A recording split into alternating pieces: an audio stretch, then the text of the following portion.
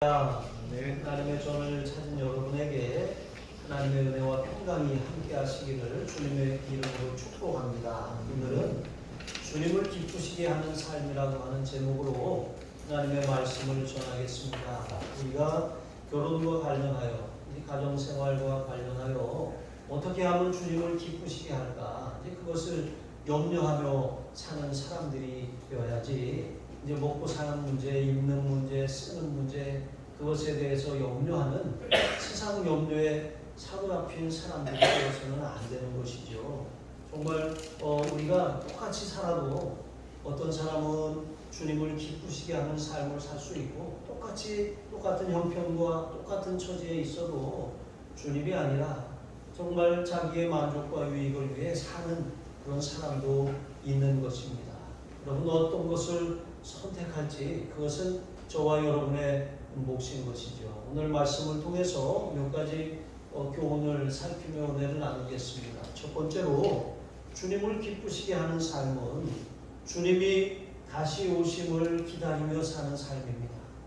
25절로 28절에 보시면 바울은 미혼자의 결혼에 대해서 주께로부터 직접적으로 내가 그 부분에 대해서 받은 말씀이 없으니까 그것에 대해서 주의 명령이다 이렇게 말하진 않지만 신중하게 자신의 견해에 대해서 밝혔습니다. 그러니까 고린도 교회가 가정이나 결혼 생활에 대해서 묻고 또 바울이 편지로 그것을 대답했는데, 이제 거기에 이 대답한 이 내용들은 이렇게 우리 현실 생활과 아주 직접적으로 관계된 그런 일들이었습니다. 자, 그런데 미혼한 자녀, 혼기가 찬 이 딸을 시집을 보내야 되냐 말아야 되냐, 이제 이런 문제를 가지고 고린도 교회가 질문을 한 거예요. 자, 그런데 바울은 이제 직접적으로 이렇게 말하는 것이죠. 지금 우리가 박해 가운데 있습니다. 그리스도인으로서 고난을 당하는 그런 마지막 때를 살고 있는 것입니다. 그러므로 우리가 이 주님을 믿는다는 이유로 당하는 이 고난을 생각한다면 차라리 혼자가 낫지 않겠습니까? 그리고 장차 우리는 대환란을, 주님의 재림 직전에 대환란을 맞이할 것인데, 그때 우리가 혼자라면 가족으로 인하여서 우리가 신앙을 배반하거나 더 정말 마음이 아픈 일도 없지 않겠습니까? 이런 의미에서 결혼하지 않고 그냥 그대로 사는 것이 좋다라고 이렇게 말하는 것입니다. 여러분, 지금도 복음으로 인하여서 고난을 당하고 핍박과 순교를 당하는 일들이 세계 곳곳에서 일어나고 있습니다. 앞으로 점점 더 그러한 일들이 일어나게 될 것입니다. 여러분, 분당 생물교회 그 단기 선교팀이 아프가니스탄에 갔다가 엄청난 그런 파장을 일으킨 일이 있었습니다. 거기서 인솔하였던 목사님이 또 순교하는 일도 있었습니다. 어쨌든 오랫동안 억류되었다가 풀려나게 되었는데, 그 일을 겪으면서 여러분 두 가지 그런 시선이 있었어요. 하나는 왜 가지 말라는데 굳이 거기 가서 그렇게 교회 욕을 먹이냐, 나라 욕을 먹이냐, 나를 이렇게 위태롭게 만드냐, 이렇게 말하는 사람들이 있는가 하면, 또 하나의 시선은 우리가 너무 마치 이 비커 안에 끓는 비커 안에 개구리처럼 우리의 신앙이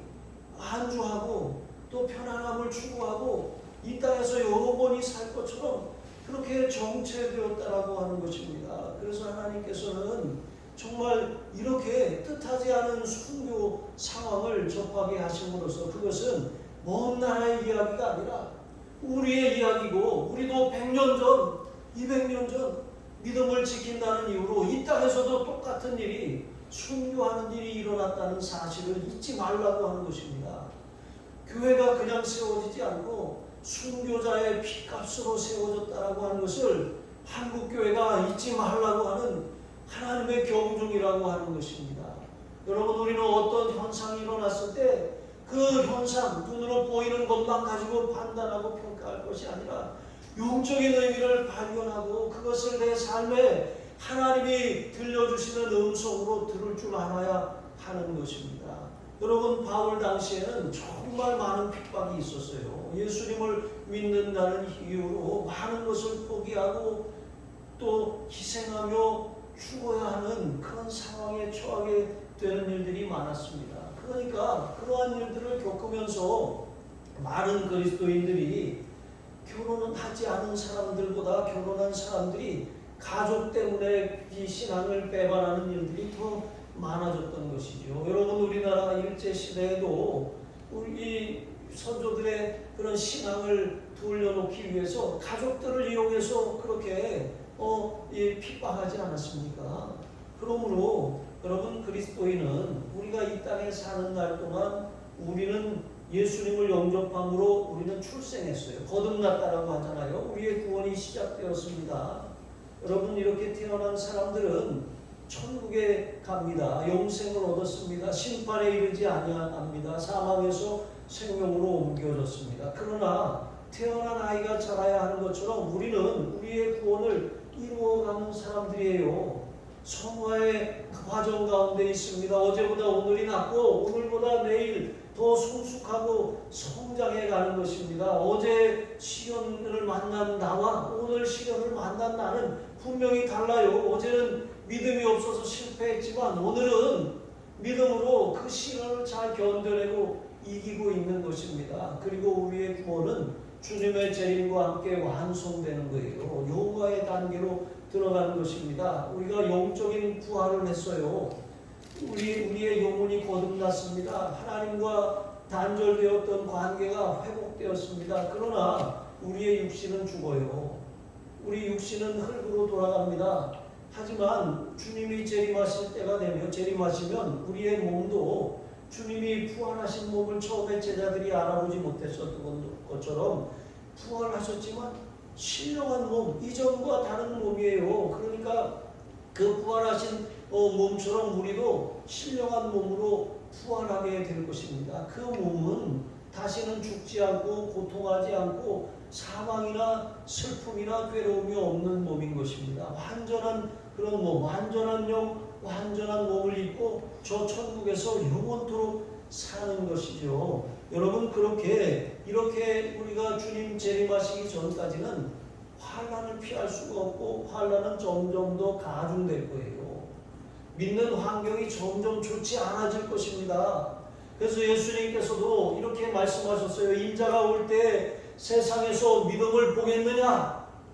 여러분 믿는 자들이 점점 희미해져가는 시대가 온다라고 하는 것입니다. 여러분 우리는 그러한 때를 살고 있어요. 그러니까 바울은 그 당시 그리스도인들에게 결혼이 좋다 나쁘다, 결혼을 하라 마라 이런 뜻으로 말하는 것이 아니라 주님께 더 집중하라고 말하는 것입니다. 주님을 섬기기가 그만큼 쉽지 않다. 혈육으로 인하여 혈육에 끊어지는 그 정, 그 아픔으로 인하여서 신앙을 버리는 일이 생겨날 수 있기 때문에 그럴 각오로 신앙생활을 해야 된다라고 그렇게 말하고 있는 것입니다. 예수님께서도 마태복음 24장 9절에 보시면 그때 사람들이 너희를 환난에 넘겨주겠으며 너희를 죽이리니 너희가 내 이름 때문에 모든 민족에게 미움을 받으리라. 그러면 환난에 넘기움을 당하고 죽기까지 한다 그랬어요. 그런데 그것도 어떤 지역만이 아니라 모든 민족에게 미움을 받게 되는 날이 온다라고 하는 것입니다. 그게 마지막 때예요. 여러분 이렇게 이 주님의 말씀과 같이 우리는 마지막 때를 준비하면서 살아야 돼요.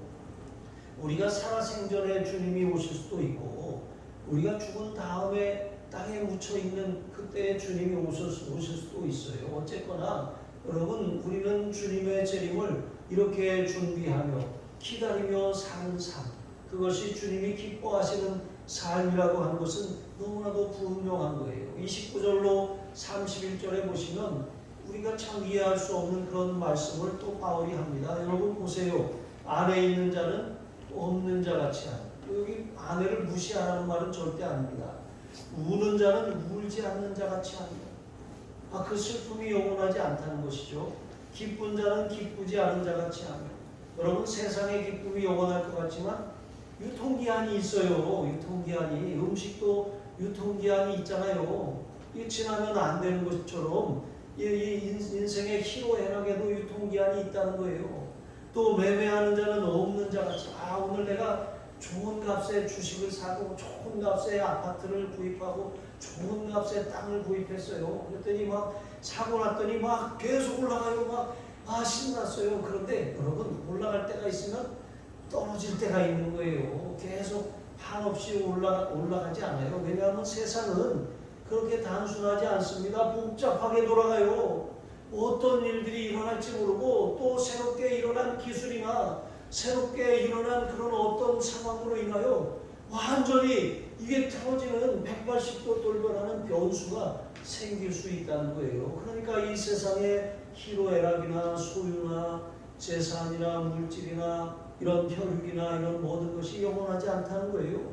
부부간의 사랑, 여러분 배우자를 잃는 그 스트레스가 사람이 받는 스트레스 중에 가장 크대요. 사별하는 것이죠. 그런데 여러분 이것도 한계가 있어요. 이 땅에서 라고 하는 그런 한계가 있습니다. 우리가 이 땅에서 영원히 살 것이 아닌 것이죠. 우리 부부의 인연도 사랑도 한계가 있어요. 유통기한이 있는 것입니다. 이게 바로 세상이라고 하는 것이죠. 여러분 친구와의 우정도 마찬가지입니다. 우정 영원할 것 같은데 물론 아주 죽을 때까지 가는 친구도 있지만 대부분 그렇지 않습니다. 저는 이제 목회를 하면서 막 여기저기 많이 옮겨 다녔어요. 남양주에서 이렇게 살면서 거기 처음으로 이제 거기서 살면서 또 신앙생활을 이렇게 하면서 교회를 섬겼었는데 그리고 나서 강원도로 갔거든요. 강원도에 갔다가 저기 수안보로 갔어요. 그 수안보 갔다가 또 대전으로 갔다가 이제 천안으로 이제 오게 된 거예요. 그래서 천안에 온 지 10년이 됐습니다. 제가 천안에 살게 될 것이라고는 전혀 생각도 못했어요. 저는 그 태어난 곳은 경기도 저 연천이고 또 자라난 곳은 경기도 남양주고 그리고 구리시에서도 살았고 또 서울에서도 살았었어요. 근데 제가 강원도로 갈 줄도 몰랐고 충청북도에 그렇게 오래 살 줄도 몰랐고 이렇게 또 충남에 그러니까 충북에 산 것까지 합치면 충청도에만 거의 한 20년을 충청도에서 사는 것 같아요. 그래서 살다 보니까 충청도 사람이 됐습니다. 여러분 이 친구의 그런 관계 그러다 보니까 친구들이 다 이렇게 없어요. 다 단절이 되고 끊어지고 결국에는 대학 친구들만 남았습니다. 제가 고등학교 1학년 때 설악산으로 수학여행을 갔어요. 수학여행을 가니까 이제 그 설악산 올라가는데 보면은 이 호박엿 파는 할머니들이 있어요. 학생 엿 먹어 그래요. 우리한테 욕을 하나 이렇게 그러면서 엿장사도 있고 또 가다 보면 이렇게 펜던트 같은 거에다가 이름을 새겨주는 그런 분들도 있어요. 거기다가 이제 하트에다가 거기다가 제 친구 아주 절친 4명의 이름 끝자를 적었어요. 그래서 진원우식 이렇게 새겨가지고 영원한 우정, 우리 우정 변치 말자. 이렇게 해서 목에 하나씩 다 걸고 왔거든요. 근데 그 친구들 지금 어디로 가는지 하나도 몰라요. 연락도 되지 않습니다. 여러분 이와 같이 세상에 사랑이나 우정이나 관계나 이런 모든 것, 이 유통기한이 있다는 거예요. 소유도 물질도 영원히 내가 쥐고 있을 것 같지만 그렇지 않다라고 하는 것입니다. 사랑도 하나님 안에서 발견된 사랑이 온전합니다. 하나님 안에서 맺은 우정, 마치 다윗과 요나단처럼 그렇게 아주 정말 끈끈합니다. 자식 때까지 이어지는 것이죠. 그러나 그것도 한계가 있어요. 이 땅이라고 하는 한계가 있는 한정된 사랑입니다. 희로애락도 또 소유도 물질도 어떻습니까? 여러분 아무리 많이 모아서 여러분 다 쓰고 갈 것 같아요? 아니에요. 바울은 다 쓰지 못하고 갈 것처럼 살라 그랬어요. 다 쓰고 가지 못할 것처럼 살라고 하는 것은 그것을 남용하거나 낭비하거나 잘못된 곳에 사용하지 말고 꼭 내가 벌었고 내가 그것을 모았지만 내가 필요한 만큼만 쓰라는 거예요. 함부로 쓰지 말라고 하는 것입니다. 그렇게 내가 필요한 만큼만 쓰고 이렇게 살아가는 것. 그러니까 이것도 이제 우리가 다 내 것이 아니라는 마음으로 살라는 것이죠. 여러분, 이 또한 지나가리라. 뭐 이것이 성경에 있는 말씀인가 아닌가 이런 논쟁도 있습니다. 이게 무슨 이슬람 뭐 신비주의 수피즘에서 그 시인이 한 말이다 뭐 이런 말도 있고 또 그 이스라엘 전통 가운데 있는 그런 말이다라고 하는 것도 있어요. 근데 뭐 또 어떤 사람은 뭐 그것이 이제 솔로몬에게 다윗이 한 말이다. 인장 반지에 새겨준 것이다. 라고 그렇게 한 말이라고 하는 설도 있습니다. 그런데 제가 어제 성경을 읽다가 찾았어요. 여러분 오늘 말씀에 보시면 이거 다 지나가리라 그랬어요. 다 지나가리라. 이 세상의 관계도 소유도 물질도 다 지나갔다 그랬어요. 그래서 이 또한 지나가리라. 이 찬양 이러한 명언처럼 우리가 세상 일에 일희일비할 것이 아니에요. 이것도 언젠가는 끝나요. 그리고 지금 얻은 성공이나 영광에 자만할 것도 아닙니다. 그리고 지금 내가 시련이나 환난 가운데 있다고 해서 절망하거나 낙심하거나 포기할 것도 아닌 것입니다. 갑자기 많은 부와 명예를 얻었거나 한 번도 겪어보지 못한 시련을 만났다고 할지라도 여러분 우리는 그때 이렇게 말하라는 거예요. 이 또한 지나가리라. 지나간다는 거예요. 그렇게 이 또한 지나가리라 이런 마음을 가지고 너무 오랫동안 그것에 마음을 빼앗기지 말라는 것이죠. 잠깐은 마음을 줄 수 있어요. 하지만 그게 영원할 것처럼 그렇게 살아서는 안 된다는 것이죠. 그렇게 살 수도 없는 것이죠. 우리는 그러므로 언젠가 주님이 재림하실 것을 기억하고 정말 우리의 이 삶을 잘 정돈하고 살아야 할 줄로 믿습니다. 종말이라고 하는 종착역을 향해서 이 세상이 달려가고 있어요. 언젠가는 기차가 멈춰지게 될 것입니다. 그러므로 이제 교회에 대한 핍박, 신앙을 우리가 지키기 어려운 그런 시대가 점점 더 우리에게 다가오고 있다라고 하는 것을 기억하시고 정말 주님을 맞이할 준비, 재림 신앙으로 무장하시기를 바랍니다. 세상에 대한 애착, 영원할 것처럼 그런 착각 속에 살 것이 아니라 주님의 기쁨이 되는 삶, 어떻게 하면 주님을 기쁘시게 할까? 그것을 염려하며 살아가시기를 주님의 이름으로 축복합니다. 두 번째로 여러분 주님을 기쁘시게 하는 삶이란 주님을 향한 마음이 흐트러지지 않는 사람이에요. 32절로 35절에 보시면 이제 어떠한 상황을 우리가 만나고 어떠한 처지에 있든지 우리가 하나님을 신뢰한다면 염려하지 않아요. 이제 불안을 느끼지 않는 것입니다. 하나님이 계시기 때문에. 그러나 우리가 하나님에 대한 신뢰가 없으면 하나님을 믿는 믿음이 흔들리기 시작하면 그때부터 염려가 시작되는 거예요. 여러분 하나님께 대한 그런 신뢰가 커지면 커질수록 세상에 대한 염려는 작아집니다. 그러나 세상에 대한 염려가 커지면 커질수록 하나님에 대한 신뢰는 점점 바닥을 치는 거예요. 이것은 마치 시소와 같은 것입니다. 우리가 지금 세상 염려와 근심을 가지고 막 마음을 쏟고 빼앗기고 있다면 믿음이 떨어지고 있다는 증거예요. 그러나 우리가 상황은 변한 것이 없는데 하나님을 더욱더 신뢰하고 약속을 붙들고 기대하는 마음이 더 강해지고 있다면 우리는 정말 신앙생활을 제대로 하고 있는 것이다 라고 하는 것을 기억하시기 바랍니다. 그래서 바울도 결혼한 사람 어찌하여야 아내를 기쁘게 할까? 또 어찌하여야 남편을 기쁘게 할까? 이렇게 염려하면서 살 수밖에 없다는 거예요. 예수님께서도 너희는 먼저 그의 나라와 그의 의를 구하라. 그리하면 이 모든 것을 너희에게 더하시리라 말씀하신 것처럼 여러분 우리가 먹고 마시고 입고 쓰고 이런 관계 이런 걸로 인해서 염려하는 삶은 주님을 향한 그런 초점을 흐리게 한다는 거예요. 주님을 향한 집중하는 마음을 나뉘게 만든다라고 하는 것입니다. 그렇다고 해서 여러분 아내를 기쁘게 하지 않는 남편은 어떤 사람입니까?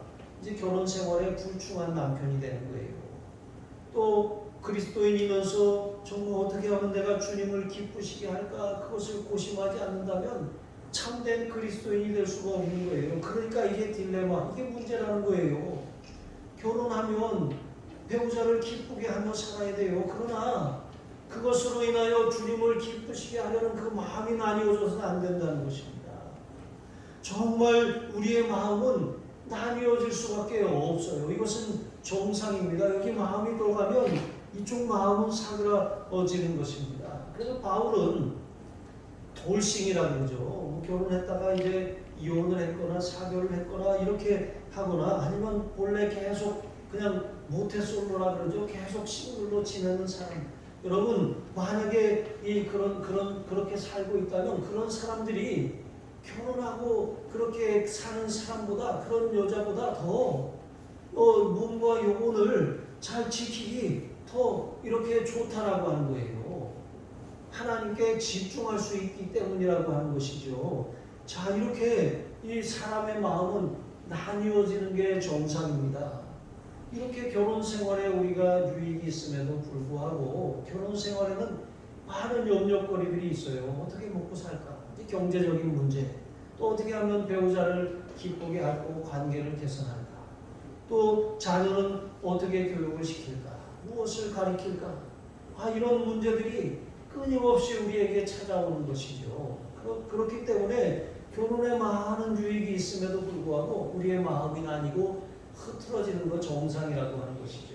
그러나 바울은 이렇게 말하는 거예요. 이치에 합당하게 하여 흐트러짐이 없이 주를 섬기라. 결혼을 했든 싱글이든 우리가 이치에 맞고 합당하게, 이치에 합당하게라고 하는 뜻은 신앙 양심에 위배되지 않게라고 하는 것이죠. 가족을 핑계로, 배우자나 일이나 상황을 핑계로 우리의 신앙을 뒤로 밀어두거나 또 배반하지 말아야 한다는 것입니다. 그리고 또 하나 흐트러짐이 없다라고 하는 것은 마음이 분주해서 이것저것 막 그렇게 온갖 일을 하느라고 마음이 다 빼앗겨가지고 정말 집중해야 될 것에 집중하는 것을 놓치지 말라고 하는 것입니다. 여러분, 우리의 마음은 나뉠 수밖에 없어요. 여러분, 예수님께서도 누가복음 10장에 보면 이제 베단이라고 하는 한 마을에 들어가셨어요. 거기에 이제 마르다라고 하는 한 여인이 예수님을 자기 집으로 영접합니다. 그래서 잘 대접해 드리려고 온갖 음식을 준비하기에 마음이 분주해요. 그렇게 막 분주하고 있는데 이 동생이 하나 있는데 마리아입니다. 마리아는 자기를 좀 도왔으면 좋겠는데 예수님 발치에 앉아서 예수님이 하시는 말씀을 듣고 있습니다. 그러니까 너무 바쁘고 일손도 딸리니까 예수님한테 가가지고 이렇게 말하는 거예요. 주여, 내 동생이 나 혼자 일하게 두는 것을 생각하지 않으십니까? 그를 명하여 나를 도와주라고 말씀하옵소서. 이렇게 예수님께 요청하는 거예요. 그랬더니 예수님이 뭐라고 하셨습니까? 마르다야, 마르다야. 한 번만 부르시지 않고 마르다야, 마르다야 이렇게 말씀하셨어요. 예, 아소라 이렇게 말씀하시는 것처럼 내가 많은 일로 염려하고 근심하나 몇 가지만 하든지 한 가지만이라도 족하다. 그러니까 마르다는 자기가 감당할 수 있는 한계의 선을 넘었어요. 우리가 이제 그게 욕심이죠. 누구를 잘 대접하고 또 어떤 일을 좀 잘해보려고 하는 마음이 누구에게나 있어요. 하지만 내가 할 수 있는 한계를 넘어서서 이것도 하고 저것도 하고 아직 일이 끝나지 않았는데 또 벌리고 막 이런데 계란은 다 타들어가고 국은 쫄고 밥은 타고 있는데 이거 끌 정신도 없고. 여러분, 이렇게 되면 차라리 안 하는 것만 못한 것이죠. 차라리 짜장면 시켜먹는 게 나아요. 짜장면. 여러분, 이렇게 갑자기 짜장면이 먹고 싶어지네요.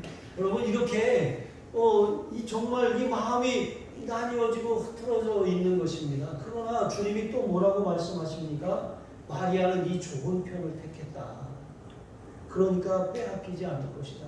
여러분, 항상 좋은 편을 택하시기 바랍니다. 그러니까 내가 일 안 하고 내가 편하게 물 안 묻혀야지 이런 것이 아니라 우리가 무엇에 집중해야 하는지 초점을 놓치지 말라는 것입니다.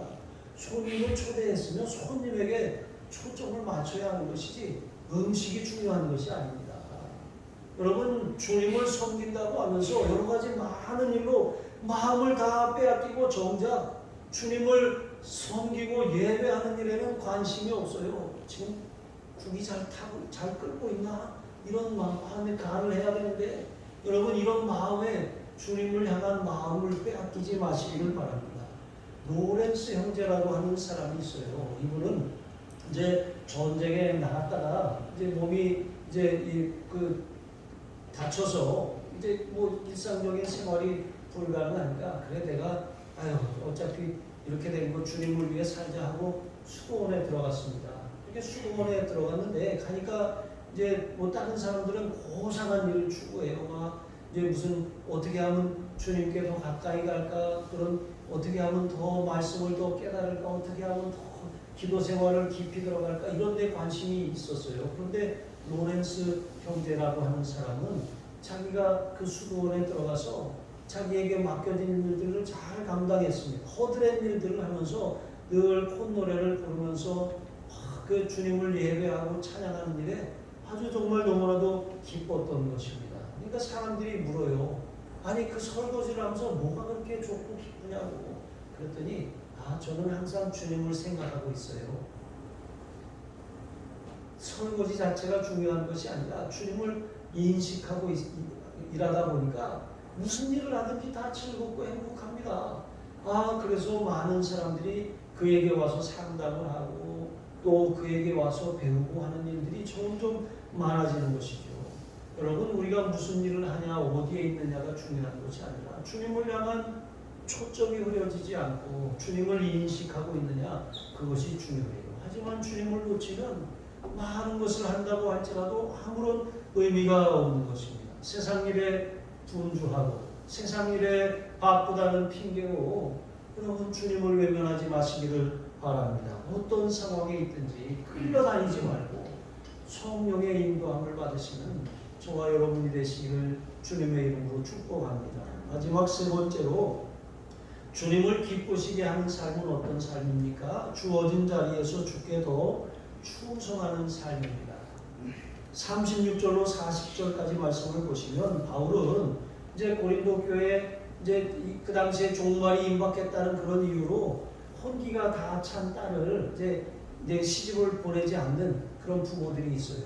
이제 주님이 오실 텐데, 또 아주 이렇게 핍박이 심한데 결혼했다가 그 가족들과 이렇게 신앙으로 인하여서 헤어지는 아픔을 겪게 하는 것보다 차라리 그냥 두는 게 낫지, 이런 부모들이 있었어요. 그런데 어떤 상황에서도 또 딸이 나는 죽어도 결혼할 거예요. 여러분, 이런 일이 있잖아요. 그렇게 간절히 원하면 결혼하도록 허락하라고 말하는 거예요. 이제 고린도 교회가 그것을 물었어요. 우리에게 이런 딸이 있어서 결혼 안 시키려고 하는데 딸이 죽어도 결혼하게 하겠다니 어떻게 합니까?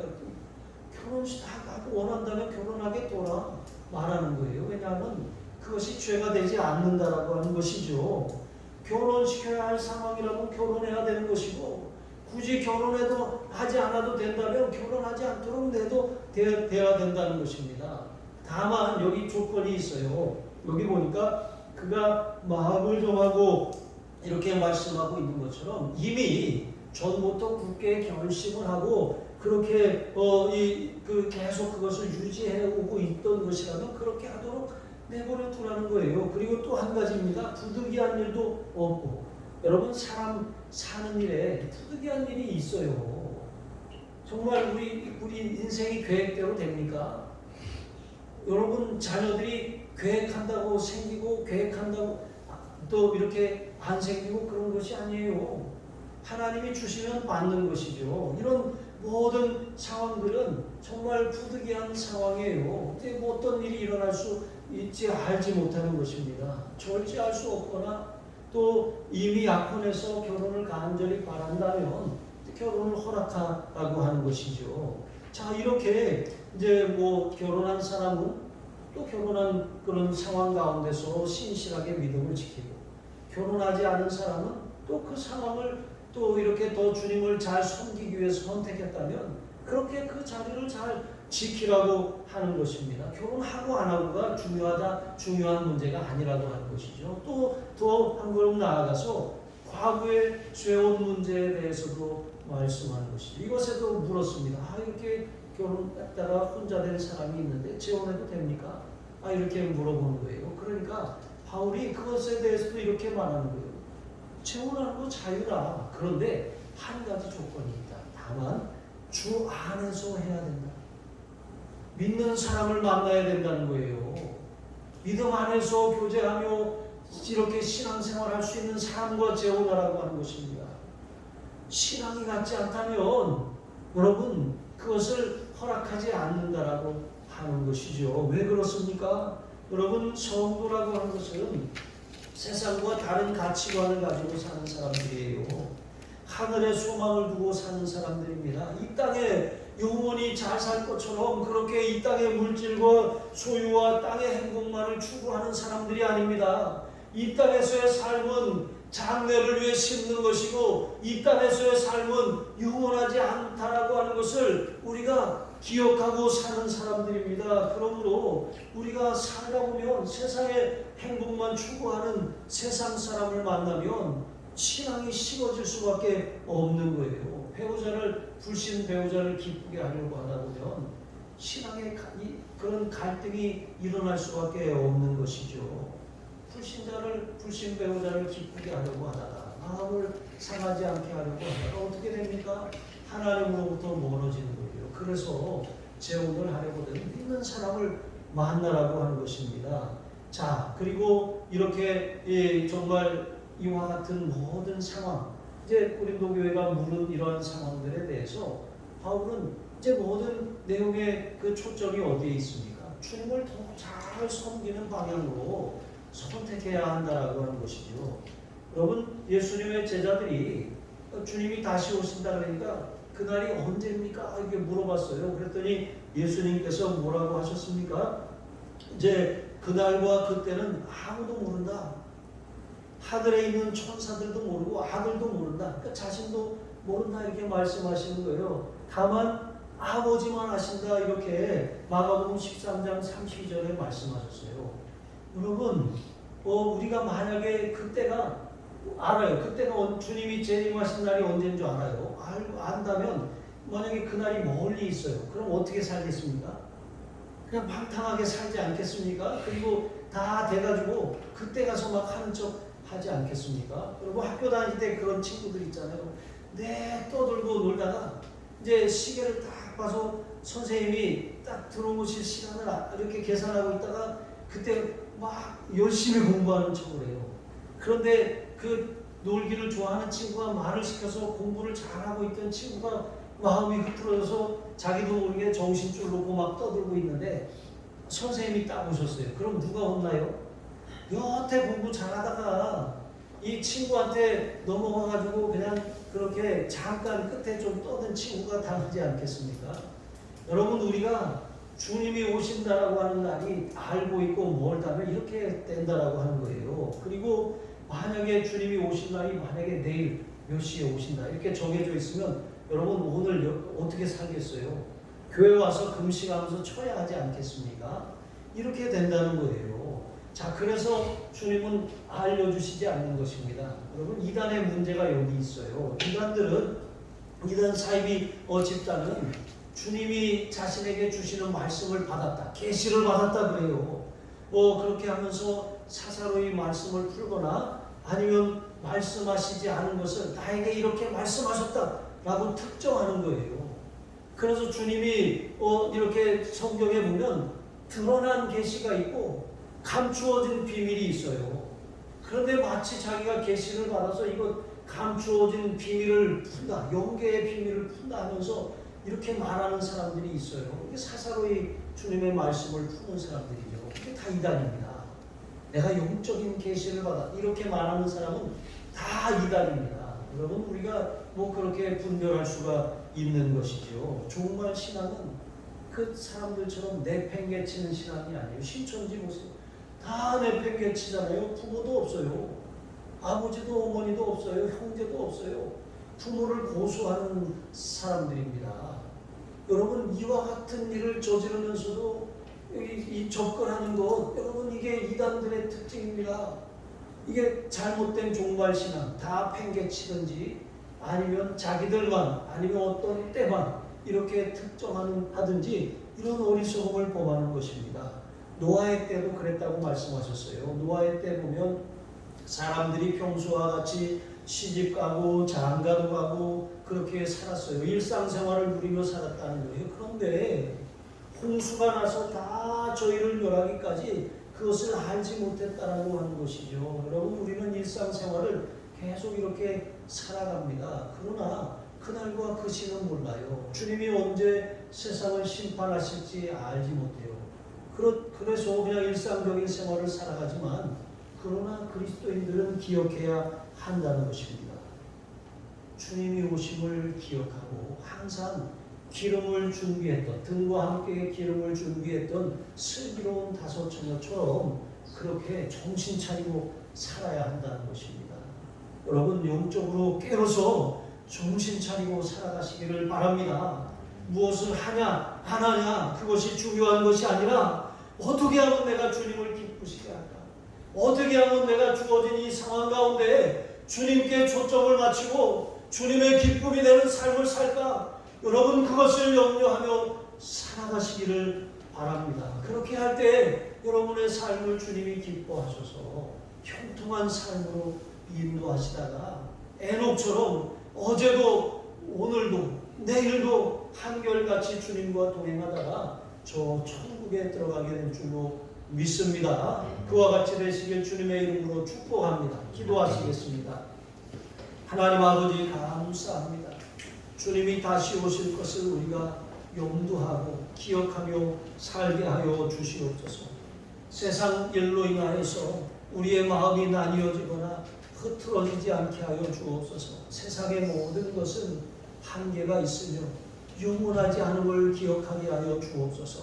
세상의 희로애락도 이 또한 지나가고 물질도 이 또한 지나가고 건강도 세월도 이 또한 지나가리라 하는 그런 마음을 가지고 정말 저 천국을 사모하며 살게 하여 주시옵소서.